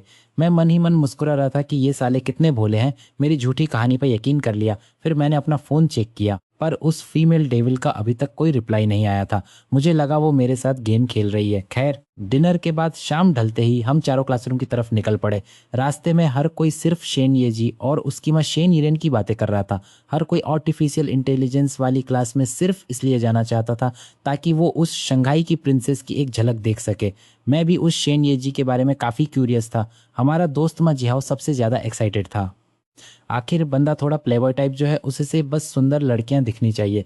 जब हम टीचिंग बिल्डिंग के पास पहुंचे तो भाई साहब वहां लोगों का हुजूम उमड़ा हुआ था। सबके सब उस नंबर 1 ब्यूटी को देखने आए थे। हम तीसरी मंजिल पर अपने क्लासरूम के दरवाजे पर पहुंचे। जैसे ही हम अंदर गए सबकी नजरें पहली रो के सेंटर में बैठी एक लड़की पर टिकी हुई थी। वो अपने साथ वाली लड़की से बात करते हुए खिलखिला रही थी। उसे देखकर मैं जिहाओ की तो आंखें ही फटी रह गईं। उस लड़की के बाल हरे रंग के थे जो कंधों तक आ रहे थे। उसकी आंखें एकदम कातिलाना और चेहरे पर एक अलग ही स्वैग था। उसके गले में चमकता डायमंड नेकलेस उसकी खूबसूरती में 4 चांद लगा रहा था। तुम पल भर में उसकी तरफ अट्रैक्ट हो जाते हो। अगर शेन ईरान एक महारानी है और शेन येजी एक प्रिंसेस तो ये लड़की किसी जांबाज फीमेल जनरल से कम नहीं है। जब तुम वहां से गुजरते हो तो वो छोटे बालों वाली लड़की भी तुम्हें एक नज़र देखती है और मन ही मन सोचती है कि चलो फाइनली क्लास में कोई हैंडसम लड़का तो आया। तभी मैं जिहाओ एक्साइटमेंट में तुम्हारा हाथ पकड़कर बोलता है, जेन भाई उस हॉट लड़की ने अभी मुझे देखा, और वो भी एक नहीं बल्कि 2 बार, एक बार बाईं आंख से और एक बार दाईं आंख से। तभी पीछे से झांगची उसे गले से पकड़ते हुए कहता है, अबे ओ गधे, उसने तुझे नहीं बल्कि जेन भाई को देखा था। तुम उनकी फालतू बातों पर ध्यान दिए बिना सीधा क्लासरूम की पिछली सीट पर जाकर बैठ जाते हो। आर्टिफिशियल इंटेलिजेंस की इस क्लास में उम्मीद के मुताबिक लड़कों की भीड़ ज़्यादा थी और लड़कियां बहुत ही कम। सब क्लासमेट्स आपस में एक दूसरे को इंट्रोड्यूस कर रहे थे और माहौल थोड़ा ठंडा था। लेकिन जैसे ही किसी ने शेन येजी का नाम लिया वहाँ का माहौल एकदम से गर्मा गया और हर कोई पागलों की तरह एक्साइटेड हो गया। तभी अचानक नीचे से शोर सुनाई देता है, आ गई आ गई, हमारी प्रिंसेस शेन येजी आ गई। नीचे 3 आलीशान लग्जरी गाड़ियां रुकी थी और साथ में बॉडीगार्ड्स का पूरा काफिला था। ये सुनते ही दर्जन भर स्टूडेंट्स शोर मचाते हुए खिड़की की तरफ भागते हैं। वो शोर नीचे से होता हुआ अब गलियारे तक पहुंच चुका था और धीरे धीरे क्लास के पास आ रहा था। भीड़ को देखकर एक लड़का चिल्लाता है, भाई साहब मानना पड़ेगा, सच में नंबर 1 ब्यूटी है, जैसे कोई परी जमीन पर उतर आई हो। ये तो लियू यिफी का भी अपग्रेडेड वर्जन है, इसके सामने तो 10 लियू यिफी भी फेल हैं। उसके साथ चल रही वो 2 औरतें भी काफ़ी खूबसूरत थी जो स्टूडेंट नहीं लग रही थी। असल में वो क्लास टीचर और काउंसलर थी जो सुबह रिपोर्टिंग के वक्त से ही पूरे टाइम शेन येजी के साथ थी। तभी काउंसलर तालियां बजाते हुए ऊंचे स्वर में चिल्लाई, चलो सब हट जाओ, शोर मत मचाओ और डिसिप्लिन बनाए रखो। उनके पीछे मौजूद सिक्योरिटी टीम ने तुरंत रास्ता साफ करना शुरू कर दिया। काउंसलर और टीचर के साथ शेन येजी जैसे ही क्लासरूम के अंदर कदम रखती है, पूरी क्लास में सन्नाटा छा जाता है। सब के सब उसे देखकर एकदम दंग रह जाते हैं। इतने सारे लोगों को एक साथ अपनी तरफ घूरते देख शेन येजी काफी शर्मा जाती है और उसे समझ नहीं आता कि वो क्या करे। तभी पहली बेंच पर बैठी वो छोटे बालों वाली बिंदास लड़की उसे हाथ हिलाकर इशारा करती है और कहती है, सुनो, यहाँ मेरे पास एक सीट खाली है, तुम यहाँ बैठ सकती हो। बस एक छोटी सी बात ने पूरा सीन संभाल लिया और तभी शेन येजी उसकी तरफ बढ़ने लगी। जैसे ही वो पास से गुजरी, पीछे वाली सीट तक एक गजब की खुशबू फैल गई। ये देखकर मैं जिहाओ अपना मुंह खोलकर लंबी सांस लेने लगा और बोला, भाई ये तो बिल्कुल नेचुरल बॉडी सेंट है। लेकिन तुमने मन ही मन उसे टोका, खाक नेचुरल सेंट है। ये सब बॉडी वॉश, स्किन केयर और मेकअप की मिली जुली खुशबू है भाई, तुझे समझ नहीं आता क्या? खैर, आखिरकार तुम्हें शेन येजी का असली चेहरा करीब से देखने को मिल गया। हालांकि अभी भी तुम उससे करीब 10 मीटर दूर थे, लेकिन उसकी खूबसूरती वाकई होश उड़ा देने वाली थी। ये कहना मुश्किल था कि वो ज़्यादा सुंदर है या उसकी मम्मी, क्योंकि दोनों का अपना अलग ही जलवा और अंदाज था। तुम्हारे पास बैठे झांगची और चेनमो तो उसे देखकर पूरी तरह से सुध-बुध खो चुके थे और बस पागलों की तरह उसे ताक रहे थे। तभी हमारी काउंसलर ने दरवाजा बंद किया और 3 बार तालियां बजाकर सबको चुप कराया। उसने कहा, सब शांत हो जाओ, मैं अपना इंट्रोडक्शन दे देती हूँ। मैं तुम्हारी काउंसलर बाई चूशियांग हूँ और मैं शानचिंग शहर से आई हूँ। वो चलते हुए पोडियम के सामने आई और बोली, मुझे टीचर या दीदी कहने की जरूरत नहीं है, बस काउंसलर बुलाना ही काफी है। तुमने काउंसलर को ऊपर से नीचे तक गौर से देखा। उसकी हाइट करीब 158 सेंटीमीटर थी, फ्रेम काफी छोटा और नाजुक था, नैन नक्श एकदम प्यारे और स्किन बिल्कुल दूध जैसी गोरी थी। वो एक परफेक्ट सिचुआन ब्यूटी लग रही थी। हालांकि वो शेन परिवार की माँ बेटी जितनी तो नहीं, पर फिर भी काफ़ी टॉप लेवल की खूबसूरत थी। बस एक छोटी सी कमी थी कि उसकी हाइट थोड़ी कम थी। वो दिखने में तो काफ़ी छोटी लग रही थी, लेकिन तुम्हारा अंदाजा था कि वो कम से कम 30 साल से ऊपर की होगी, क्योंकि इस यूनिवर्सिटी में काउंसलर बनने के लिए पीएचडी होना ज़रूरी है। अब अटेंडेंस का वक्त था। काउंसलर ने रजिस्टर उठाया और नाम पुकारा, लो युनजेंग। जैसे ही तुम अपनी जगह से खड़े हुए, हर तरफ तुम्हारे नाम की ही गूंज सुनाई देने लगी। सब कहने लगे, लो युनजेंग, वाह कितना कूल नाम है। तभी मैं जिहाओ ने एक्साइटमेंट में तुम्हारी जांग जोर से रगड़ दी। तुमने चिढ़कर उसे पीछे धक्का दिया और चिल्लाए, अबे ओए कहाँ हाथ लगा रहा है, बड़ा आया ठरकी कहीं का। तभी अचानक वहां जोर जोर से दरवाजा खटखटाने की आवाज आने लगी। अचानक काउंसलर ने पोडियम पर जोर से हाथ मारा और चिल्लाया, शांत हो जाओ, अब देखो किसकी बोलने की हिम्मत होती है। पूरी क्लास की सिट्टी पिट्टी गुम हो गई। तुम्हारी आंखों के सामने बस 4 शब्द तैर रहे थे, खुखार टीरेक्स। ये कंट्रास्ट वाकई कमाल का था। काउंसलर की नज़रें किसी सर्चलाइट की तरह पूरी क्लास को स्कैन कर रही थी। अटेंडेंस का काम जारी रहा। कुल 36 स्टूडेंट्स थे, जिनमें 28 लड़के और सिर्फ 8 लड़कियां थी। साफ दिख रहा था कि यहाँ लड़कों के मुकाबले लड़कियां बहुत कम हैं। अटेंडेंस खत्म होते ही काउंसलर ने नियम समझाने शुरू कर दिए। राजनीति, रोजमर्रा के काम और मेंटल हेल्थ जैसी बहुत सी बातें हुई, लेकिन तुम्हें सिर्फ 2 बातें समझ आईं।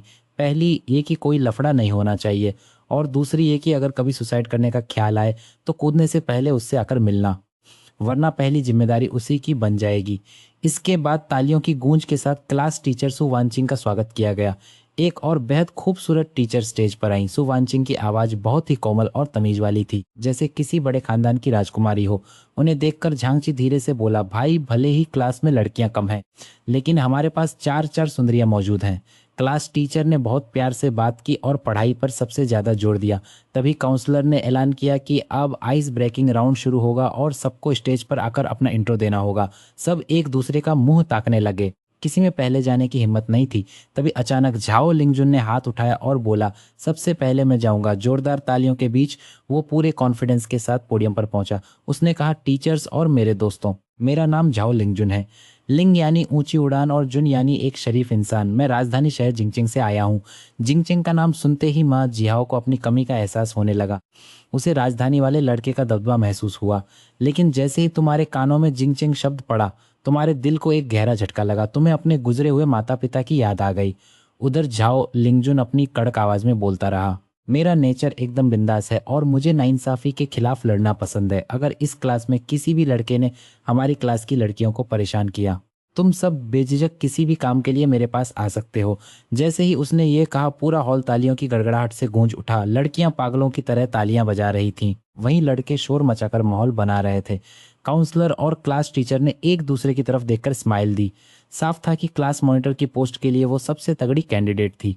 झाओ लिंगजुन ने आगे बताना शुरू किया, अगर मेरी खूबियों की बात करें तो मैं ताइक्वांडो में black belt third Dan, karate में ब्लैक बेल्ट थर्ड डैन और सांडा मार्शल आर्ट्स में किंगलोंग सेवंथ डैन हूँ। मैं कॉम्बैट और ग्रैपलिंग में भी माहिर हूँ। यह सुनते ही पूरे हॉल में सन्नाटा छा गया और सबकी सिट्टी पिट्टी गुम हो गई। लड़कियों की आंखों में उसके लिए इज्जत और भी बढ़ गई। वो तो असल मायने में सबकी बड़ी बहन यानी लेडी बॉस निकली। मैं जिहाओ तो डर के मारे अपनी गर्दन सिकोड़ कर बैठ गया। वे सोचने लगा, भाई गया काम से। इस लड़की से पंगा लेना मतलब अपनी शामत बुलाना है। उसकी फ्लर्ट करने की सारी प्लानिंग पल भर में चकनाचूर हो गई। तुम भी उसे देखकर मन ही मन सिर हिलाने लगे। यह झाओ लिंगजुन अपनी उम्र के बाकी लड़कों लड़कियों से कहीं ज्यादा मैच्योर थी। स्टेज पर बिना किसी डर के जिस कॉन्फिडेंस के साथ वो बोल रही थी, उससे उसकी लीडरशिप साफ झलक रही थी। क्लास में कदम रखते ही तुम्हें एहसास हो गया था कि उसमें एक दबंग फीमेल वॉरियर वाली बात है और तुम बिल्कुल सही थे। अपनी बात खत्म करते हुए उसने कहा, फ्यूचर के लिए मेरा गोल है कि मैं मन लगाकर पढ़ाई करूं, जल्दी पार्टी की मेंबर बनूं और पोस्ट ग्रेजुएशन के एंट्रेंस एग्जाम के लिए जी जान लगाता दूं। Thank you. इतना कहकर झाओ लिंगजुन झुककर स्टेज से नीचे उतर गई। तुम्हारे मन में बस एक ही ख्याल आया, बाप रे क्या गजब की पढ़ाकू है ये। कॉलेज के पहले ही दिन कोई पोस्ट ग्रेजुएशन और करियर के बारे में इतना कैसे सोच सकता है। तुम्हें शक हुआ कि पक्का इसके मम्मी पापा कोई बड़े सरकारी अफसर होंगे। काउंसलर ने सबसे पहले तालियां बजाकर उसका स्वागत किया। ये दोनों ही स्कूल के सबसे खास स्टूडेंट्स थे जिन्हें स्कूल हर हाल में आगे बढ़ाना चाहता था। और तुम झोंगयुआन के टॉपर लुओ युनजेंग। भले ही तुम्हारा कोई बड़ा फैमिली बैकग्राउंड नहीं था, लेकिन तुम भी उन गिने चुने जीनियस बच्चों में से एक थे जो कॉलेज की खास लिस्ट में शामिल थे। काउंसलर ने अपनी एक्साइटमेंट को काबू किया और हॉल में चारों तरफ देखते हुए पूछा, क्या कोई और है जो आगे आकर खुद को इंट्रोड्यूस करना चाहता है। उसकी नज़र पहले शिनेजी पर पड़ी और फिर आखिरी बेंच पर बैठे तुम्हारी तरफ मुड़ गई।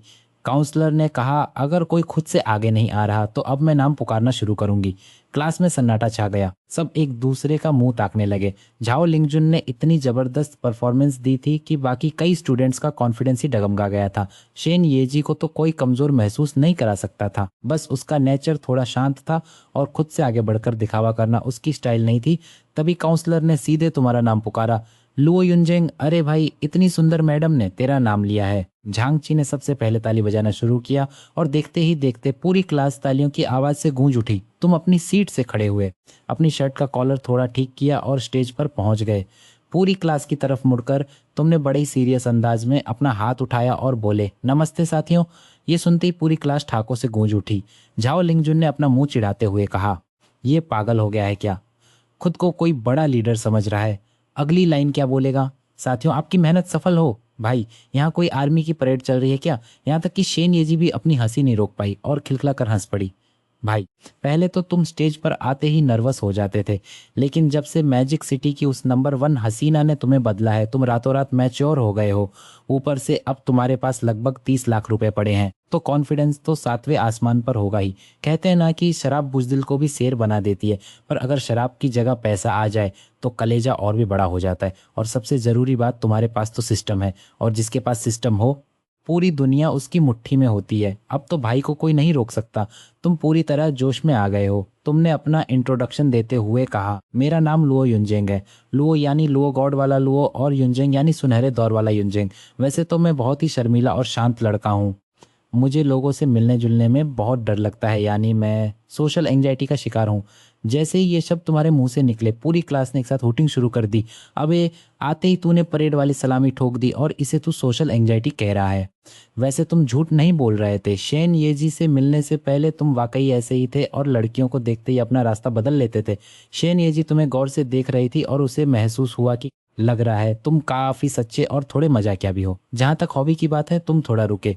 एक वक्त था जब तुम्हें गाना, नाचना और रैप करना पसंद था, पर माता पिता के से चले जाने के बाद जब 2 वक्त की रोटी के लाले पड़ गए तो हॉबी का क्या ही सोचना। तुमने कहा मेरी कोई खास हॉबी नहीं है, पर अगर एक बतानी ही हो तो वो है दूसरों की मदद करना।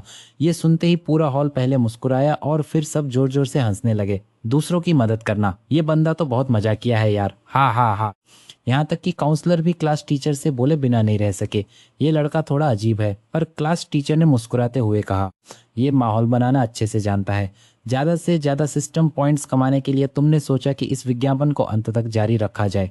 मेरी सबसे बड़ी खूबी दूसरों की मदद करना ही है, तो आगे से किसी को भी कोई ज़रूरत हो तो बेझिझक बोलना। सबकी हंसी के बीच तुमने आगे कहा, मैंने आर्टिफिशियल इंटेलिजेंस यानी एआई सब्जेक्ट इसलिए चुना है ताकि मैं एक ऐसी रोबोटिक प्रेमिका बना सकूं जो बिल्कुल असली इंसान जैसी हो, जो रोज मेरे कपड़े धोए और मेरे लिए मेरी पसंद के मसालेदार नूडल्स और मीट बनाए। हा हा हा। पूरा हॉल फिर से ठाकों से गूंज उठा। सबको लगा तुम मजाक कर रहे हो, पर सिर्फ शेन येजी ने तुम्हारी आंखों में छिपे उस दर्द को महसूस किया। उसे नहीं पता था कि असल में तुम एआई की मदद से अपने मम्मी पापा को फिर से जिंदा करना चाहते थे, ताकि तुम फिर से माँ के हाथ का खाना खा सको और उनके धोए हुए कपड़े पहन सको। यही वो असली वजह थी जिसके लिए तुमने एआई को चुना था। मेरी बस यही उम्मीद है कि मैं जल्द से जल्द अपनी पसंद का पार्टनर बना सकूं। शुक्रिया। तुम झुककर स्टेज से नीचे उतरे और पूरा हॉल तालियों की गड़गड़ाहट से गूंज उठा। इसके बाद काउंसलर ने शेन येजी का नाम पुकारा। उसे देखते ही क्लास के सारे लड़के बस उसे देखते रह गए। किसी ने नहीं सुना कि उसने स्टेज पर क्या कहा, पर तुमने उसकी एक एक बात गौर से सुनी। तुमने 5 जरूरी बातें नोट की। पहली, उसका स्वभाव काफी शांत है। दूसरी, उसे किताबें पढ़ना, पेंटिंग करना, अच्छा खाना और बिल्लियों के साथ खेलना पसंद है। तीसरी, वो म्यूजिकल इंस्ट्रूमेंट और पारंपरिक डांस में माहिर है। चौथी, इस कॉलेज को चुनना उसकी माँ का फैसला था। और पांचवी, वो अच्छे दोस्त बनाना चाहती है। आखिर में क्लास लीडर चुनने की बारी आई तो झाओ लिंगजुन और बाकी लड़कों ने फटाफट अपना नाम देना शुरू कर दिया। मीटिंग खत्म होने से ठीक पहले काउंसलर ने तुम्हें और शेनयेजी को रुकने का इशारा किया और बाकी सबको बाहर भेज दिया। लो युनजेंग और शेनयेजी को अपने पास बुलाकर काउंसलर बोले, देखो बात ऐसी है कि कल नए स्टूडेंट्स का ओपनिंग सेरेमनी है। तुम दोनों इस साल के सबसे होनहार स्टूडेंट्स हो। लुओ, तुम 737 मार्क्स के साथ जोंगयुआन के स्टेट टॉपर हो और शेन, तुम 650 मार्क्स लेकर शंघाई की टॉपर रही हो।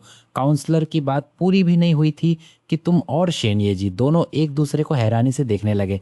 शेन येजी मन ही मन सोच रही थी, 737 मार्क्स, यह तो जोंगयुआन का टॉपर निकला, यह तो वाकई कमाल है।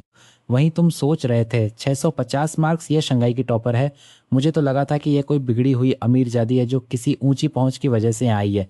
काउंसलर ने आगे कहा, प्रिंसिपल चाहते हैं कि तुम दोनों कल स्टेज पर जाकर सभी नए स्टूडेंट्स की तरफ से स्पीच दो।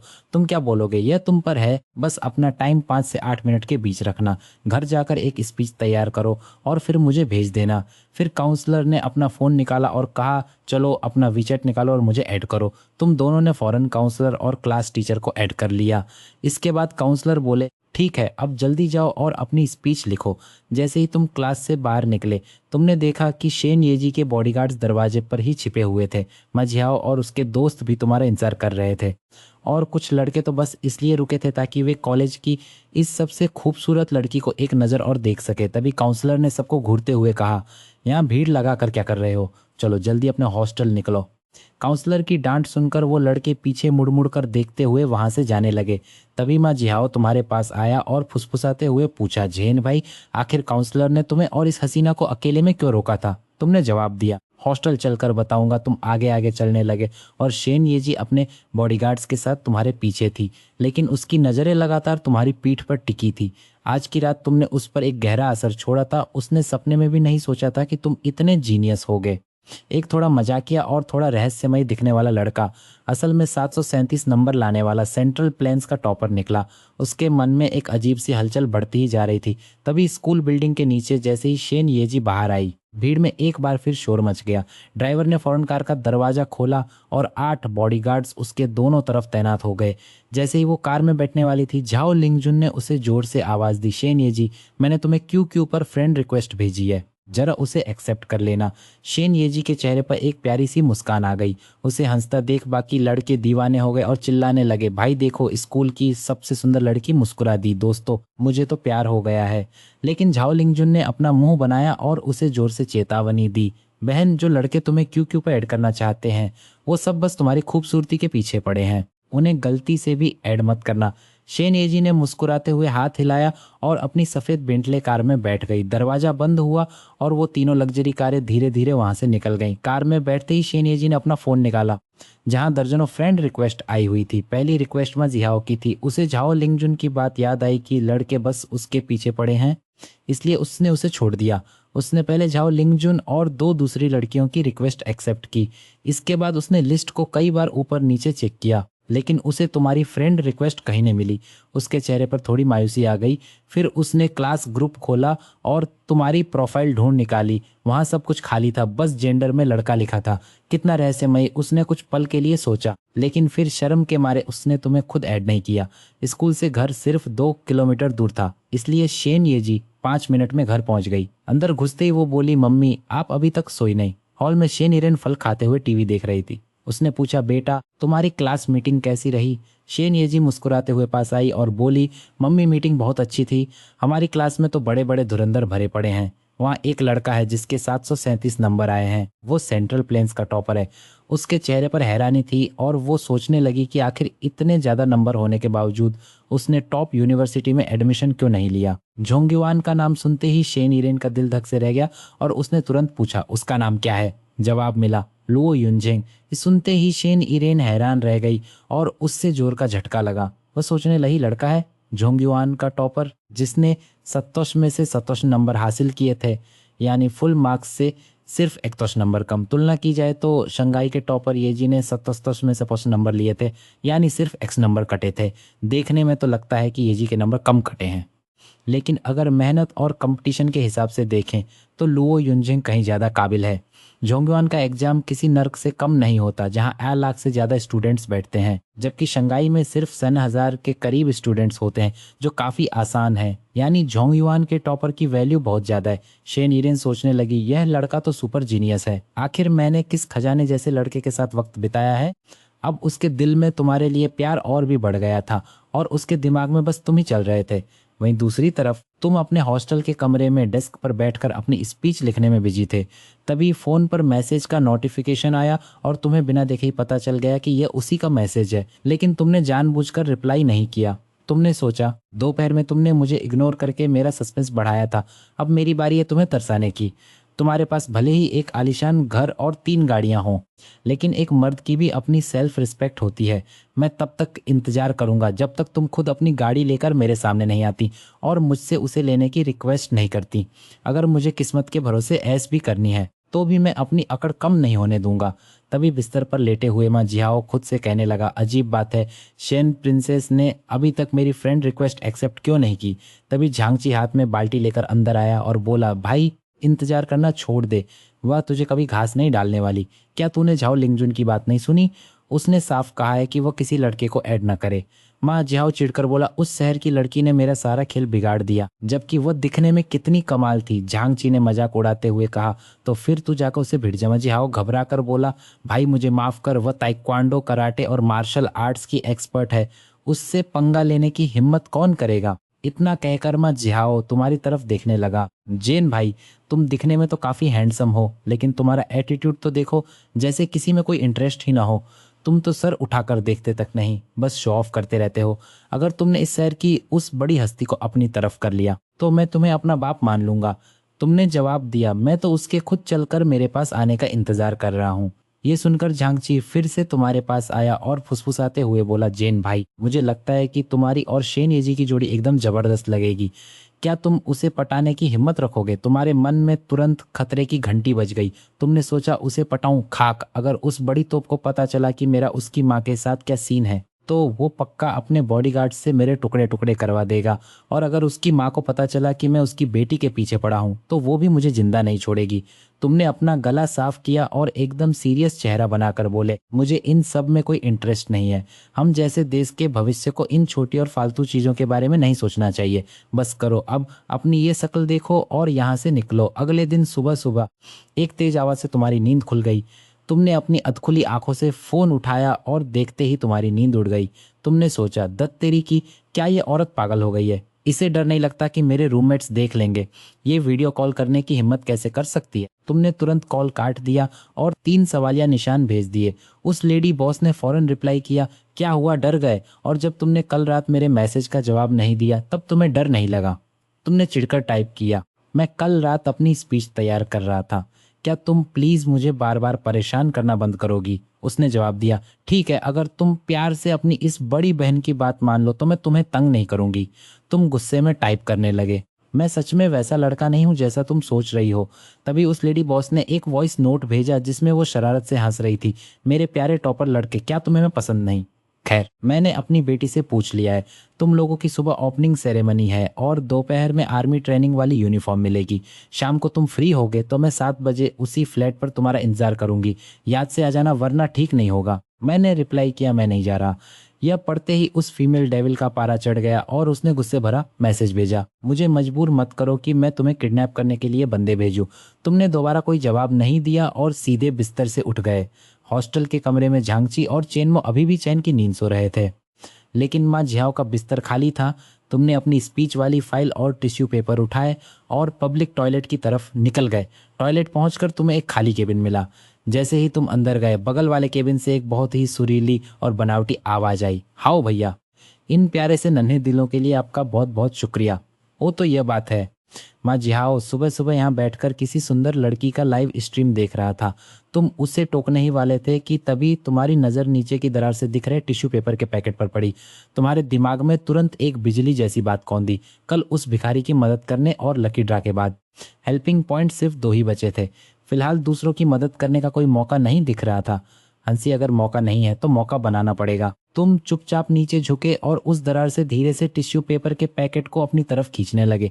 माँ जिहाओ वीडियो देखने में इतना खोया हुआ था कि उसे खबर तक नहीं हुई। तुमने धीरे धीरे पूरा पैकेट अपनी तरफ खींच लिया जैसा कि उम्मीद थी।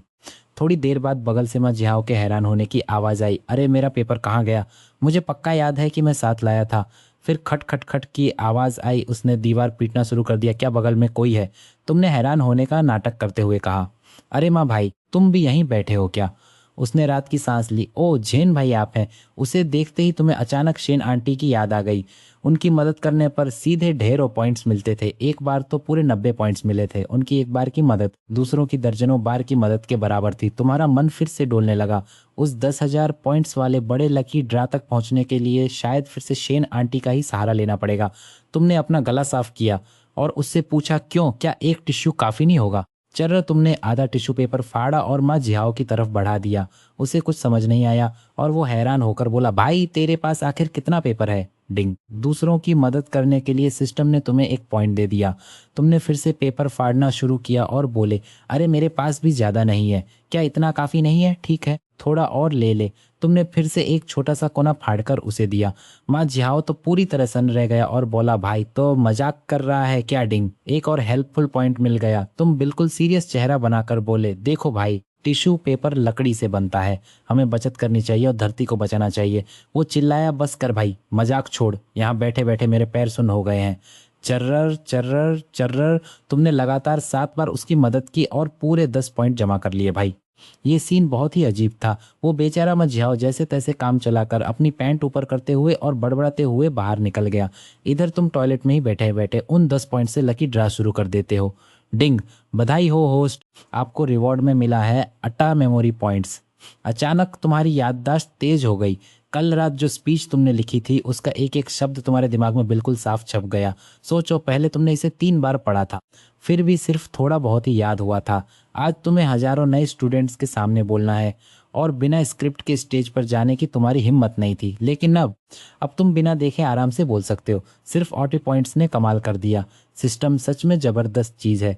तभी टॉयलेट के बाहर से माँ जिहाओ के चिल्लाने की आवाज़ आई, लुओ युनजेंग, तेरी तो। मेरे हॉस्टल के टेबल पर कोई पेपर नहीं था, मैं आते वक्त पक्का पेपर साथ लाया था। ओ बेशरम, क्या तूने नीचे से मेरा पेपर चुराया था? बाहर निकलते ही माँ जिहाओ तुम्हारे पीछे पड़ गया और तुम दोनों के बीच खूब भाग दौड़ हुई। झांगची और चेनमो ने जब ये सुना तो वो हंसते हंसते लोटपोट हो गए। फ्रेश होने के बाद तुमने अपना चश्मा लगाया और चारों कैंटीन की तरफ चल दिए।